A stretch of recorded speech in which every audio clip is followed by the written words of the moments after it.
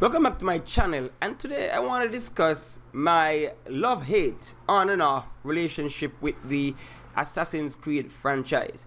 And when I say love-hate and on and off, I do mean on and off. I started playing Assassin's Creed from the very launch of the first game back in the day. When I saw that reveal trailer, I was kind of hooked on this series one time, right? I was kind of hooked. Like, that reveal trailer was something to behold. Right, it was an epic reveal trailer. I saw the whole, the lighting was different, the vibes was different, and you saw the kind of glitchy thing. Later on, we learned what it was all about, the animals and everything. But I love history. I love to delve into history for certain eras and those kind of things. I loved the History Channel when I was growing up. I used to enjoy that. And so when I saw the trailer, right, the Crusades and whatnot, way back in the day, I was intrigued. And then I saw when he did that leap of faith and everything, and the game looked different. It was something different from what was happening then. And so I had that on my radar, ready to go. And so when it dropped, of course, I picked it up. I mean, games were so much cheaper back in the day, boy. Can't even believe that games were so cheap back then. But I picked it up, and I thoroughly enjoyed it. Sure, it had its little, here and there bad parts here, and people would complain about the combat and whatnot. I personally had no problem with it. Right? I had no problem with the game at all. But of course, the masterpiece came after. They made all the improvements on Assassin's Creed 1 when they launched Assassin's Creed 2. And so one time when I saw Assassin's Creed 2, my hype level was off the chains. I was just like, yo, this is an improvement, all these advances, I'm there. And so I played the entire Ezio trilogy. I thoroughly enjoyed the story, I enjoyed the gameplay, but something was happening, right? Something was happening. I realized the scope of the games started getting larger and larger. All of a sudden we have to focus on city building and collection of feathers and this and that. A lot of busy work started creeping into the franchise. Nonetheless, I played all three of the Ezio trilogy, enjoyed them, and then I played Assassin's Creed 3. Now I know it's a sore spot for many people. Many people didn't like Assassin's Creed 3. I'm not one of them. I loved the story, and I thought that, the American Civil War was a good setting. And I enjoyed how they incorporated all the historical figures into the whole thing. And then you realize that this was one of the first introduction of the naval combat. And that was a game changer for sure. Because we all know what came next. We all know which Assassin's Creed came next.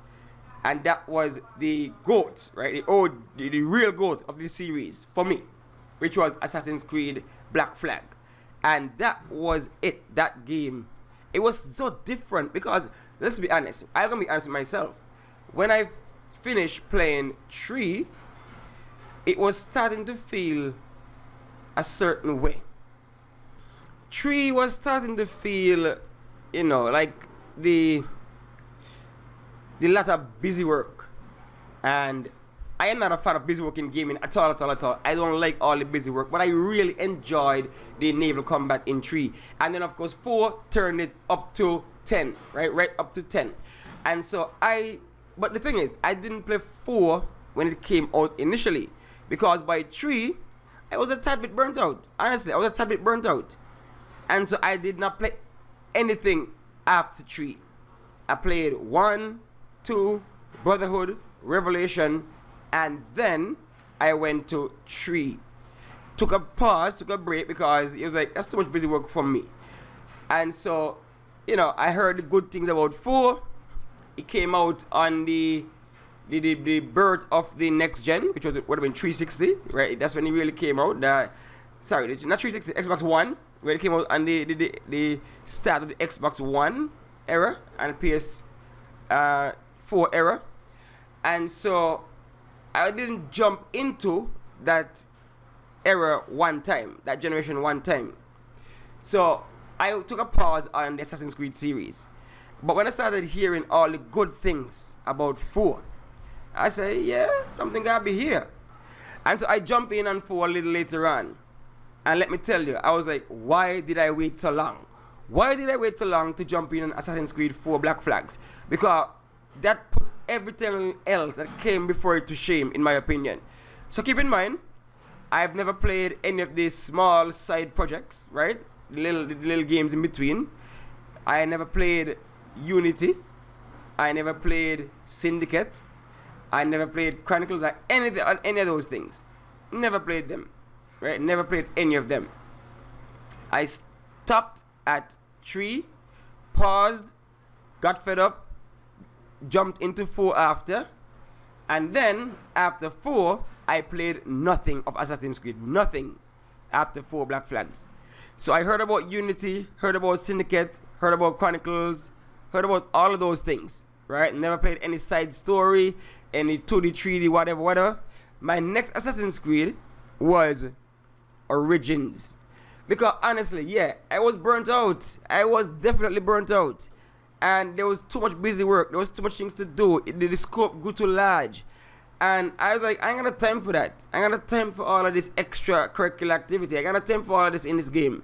I want a straightforward game that I could, just jump in, put my head down, and play. Then Origins came out. And Origins promised a different direction. They did deliver a different direction, because if you call a game Assassin's Creed, well, I don't know what you're smoking, because that game seemed like an RPG just with Assassin's Creed badging. That's all it seemed to me. Totally different. But nonetheless, it was a new direction for the team and the series. And so I said, let me jump into it and see how it goes. And I'm not going to lie, I did enjoy it. I did enjoy Origins. I enjoyed the change, the shift that they're moving towards. I enjoyed that. I enjoyed Bayek. I enjoyed the story. I enjoyed the setting. I even enjoyed the combat. I wasn't so much a fan of all of the, upgrades and armor and weapon and this number go up, and I wasn't really too much of a fan of the RPG mechanic being shoehorned or shoved into Assassin's Creed. Let me be honest. But I enjoyed the story, the setting, the pyramids, everything. Really enjoyed it. But again, the problem is all of the busy work. That part I did not enjoy at all. But guess what? I played it, finished it. And I said, okay, let me see where the series is going from here. Then came Odyssey. And I think this was the breaking point for me with Assassin's Creed Odyssey. Because this game, story was cool, combat was cool. I would rate Origins ahead of Odyssey, especially in new direction. I'm going to separate them because I don't think I could compare the new direction with the old school direction. I can't. Totally different things for me. Totally different. So I put them apart. In the old school one, Black Flags, that's my goat. Followed by 2. The 2, not the 2. Right? But when it comes to the new ones now, I love Origins. Because Odyssey, it was just a bloated mess. I just wanted to get down. I mean, some people love open world games. I personally love a tightly scripted linear experience. That's my kind of game. Linear experiences. But when you have this vast world and so much things to do in this world, you get distracted. Now, don't get me wrong. I grew up, and one of my favorite genre of games, they were the Japanese RPG, JRPGs. Because I love a solid piece of gaming. Right? So put me in this world for 50 hours, 60 hours, I good to go. But like I said, I love a tightly scripted narrative. Not this open world kind of thing, right? Now, a game like Witcher 3 Wild Hunt, that's one of my top games of all time. That game knew how to do this world thing. They knew how to do this expansive side mission that are rich kind of experience. Assassin's Creed, that is not your forte. That is not your strength. Stick to the assassins, the jobs, the tightly scripted things, the smaller contained stories, that kind of thing. That's what I loved about it initially. And so I played Odyssey. And again, Odyssey had how many DLCs, boy? I can't even remember. Because I kept tacking on things, more things. It indeed was an odyssey to finish that game. And by the time it was coming down, I was so tired. And I only finished this thing by sheer will because, of course, my mentality is, I bought it, I want to get the best out of it. As you say here in the Caribbean, take your money's worth. Take your money what? I wanted to get my money out of it. So, played it, finished it.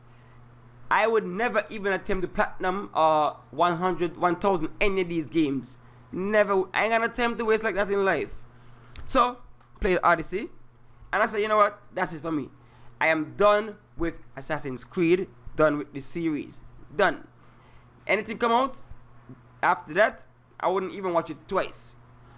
Lo and behold, Valhalla came out. Next mainline entry, Valhalla came out. And that came out at the beginning of the Gen 9 Xbox Series era. Right, around that time. Well, it came out on the other system, but, around that time is when it really popped off. And I said, I ain't touching that. So it came out when? 2020? So it came out 2020. And this is 2025. And I just finished it last week. I bought it in 2025. Because I say I am buying no more Assassin's Creed game. But what happened now is that because gaming is so expensive now. And I have vowed not to ever buy a $60, $70 game day one. Much as 80. I am buying a $70 game day one. And so I was looking for something to play. And I wanted something that could be expansive. And, keep me occupied for a while. My goodness, this did keep me occupied for a while. But not in a good way. Because, let me just say, Assassin's Creed Valhalla. This game has no respect for your time whatsoever. No respect for your time whatsoever. The designer of this game had me baffled. Like, why is it they feel we have time to waste like this? Like, there has been instances where you went through the trouble of entering a room to get a chest, only to tell you need a key. So you have to now go through the trouble of obtaining that key to go back to get that chest. Like, if I went through all this trouble to get the chest, why do I have to go through again to get the key? Go through all this trouble to enter a room, only to be met with a breakable wall. But you could only break the wall with an oil vase. So you have to go back again, get the oil vase to blow up the wall. But it took so much time to get to the wall in the first place. There are many instances of this where the game is just wasting your time. Some of the stories, you go through a story, you think you reach the final part of the story. Next thing you look, some nonsense happened again, and you had to go through a next piece of the game before you finish. Like, I give you a case in point. There was this mission where I had to choose the Jarl, right? I had to choose the Jarl for a particular area of the map. And I think it was Vili, however his name is. And yeah, I'm going through the story. And I thought the story had ended. Only to find out that, lo and behold, the Picts, or whatever they call them, attacked the village. So I had to go fight them. Had to go to some cave, find him, fight the Picts again.